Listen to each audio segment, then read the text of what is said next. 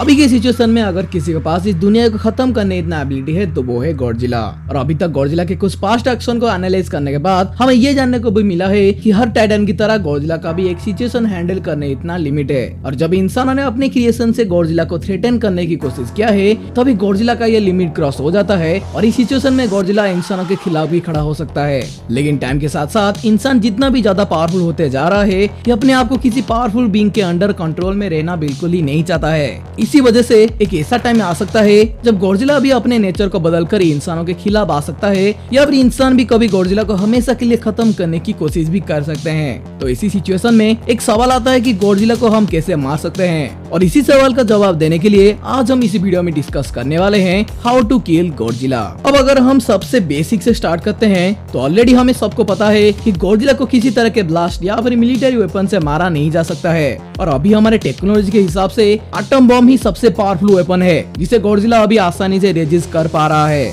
लेकिन गॉडजिला को मारने के लिए एक बेसिक सा वेपन भी क्रिएट किया गया था जिसे ऑक्सीजन डिस्ट्रॉयर भी कहा जाता है, जिसमें ऑक्सीजन डिस्ट्रॉयर अपने ब्लास्ट के रेंज के सारे ऑक्सीजन मॉलिक्यूल को डीएटॉमाइज कर देता है और इस बम को ज्यादातर पानी के अंदर ही एक्टिवेट किया जाता है। तो ये बम पानी के अंदर के सारे ऑक्सीजन को डीएटॉमाइज करके उसके अंदर के सारे ऑर्गेनिज्म को मार देता है। और 1954 में गॉडजिला को ऐसा ही ऑक्सीजन डिस्ट्रॉयर से हमला किया गया था जिसके इफेक्ट में गॉडजिला का फुल बॉडी सेल ही मेल्ट हो गया था और सिर्फ उसका स्केलेटन ही बच पाया था। लेकिन लेजेंडरी गॉडजिला के मामले में हमें ये देखने को भी मिला है कि ये गॉडजिला सिर्फ अपने बॉडी को एटॉमिक एनर्जी से बचाकर रख सकता है और ये बिना ऑक्सीजन का भी रह सकता है, जिसके वजह से इसका बॉडी ऑक्सीजन डीएटॉमाइजेशन को भी पूरे तरह से रेजिस्ट कर पाता है। इसी वजह से लेजेंडरी गॉडजिला को ऑक्सीजन डिस्ट्रॉयर से मारा तो नहीं जा सकता है, पर अगर ऑक्सीजन डिस्ट्रॉयर की जगह पर किसी रेडियो एक्टिव एटम बम को यूज किया जाता है तो उससे गॉडजिला को एक बेहतरीन एनर्जी सोर्स मिल सकता है जिससे वो और भी ज्यादा पावरफुल हो सकता है। और इससे हमें ये प्रूव भी मिल जाता है कि गॉडजिला को अब किसी भी तरह के वेपन से मारा नहीं जा सकता है।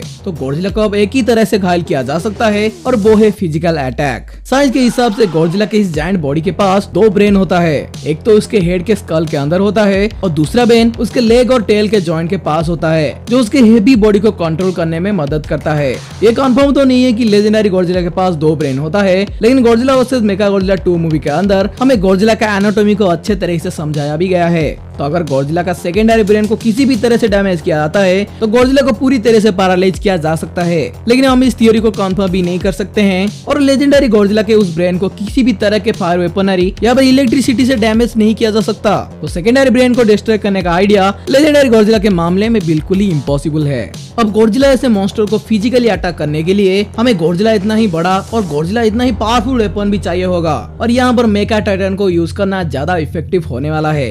टाइम के साथ साथ मेकागॉडजिला को काफी सारे अपग्रेड भी मिला है और ये मेकागॉडजिला हमेशा के लिए इंसानों का एक बेहतरीन एंटी गॉडजिला वेपन भी रहा है। कभी कभी मेकागॉडजिला के अंदर रियल टाइटन के कॉन्शियसनेस को भी यूज किया जाता है जो गॉडजिला को बिल्कुल ही कड़ी टक्कर देते हैं। और अगर गॉडजिला को फायर वेपन से मारा नहीं जा सकता है तो मेकागॉडजिला ऐसे मेका टाइटन गॉडजिला को मारने का काम आसान कर सकते हैं। लेकिन फिर भी आखिर में हमेशा गॉडजिला के एटॉमिक पावर के सामने ये मेका टाइटन कभी टिक नहीं पाते हैं क्योंकि इनके ड्यूरेबिलिटी एटॉमिक पावर को रेजिस्ट करने के लिए बनाया नहीं गया होता है। इसी वजह से गॉडजिला को मारने के लिए सिर्फ फिजिकली अटैक करना भी काफी नहीं है। तो इस कंफ्यूजिंग सिचुएशन के अंदर हमें गॉडजिला को मारने के लिए थोड़ा सा दिमाग लगाना पड़ेगा। जैसे कि हमें प्रीवियस मूवी के अंदर ये दिखाया गया है कि गॉडजिला अब अल्फा बनने के बाद कोई भी टाइटन उसके साथ लड़ाई नहीं कर रहा है, इसलिए अब इंसान दूसरे टाइटन को गॉडजिला के खिलाफ भड़का भी नहीं सकते हैं। लेकिन जैसे कि हमें पता है कि गॉडजिला बहुत सारे रेडिएशन एनर्जी को ऑब्जर्व कर सकता है, लेकिन गॉडजिला के बॉडी का भी एक लिमिट होता है जिसके बाद गॉडजिला और ज्यादा एनर्जी ऑब्जर्व नहीं कर सकता।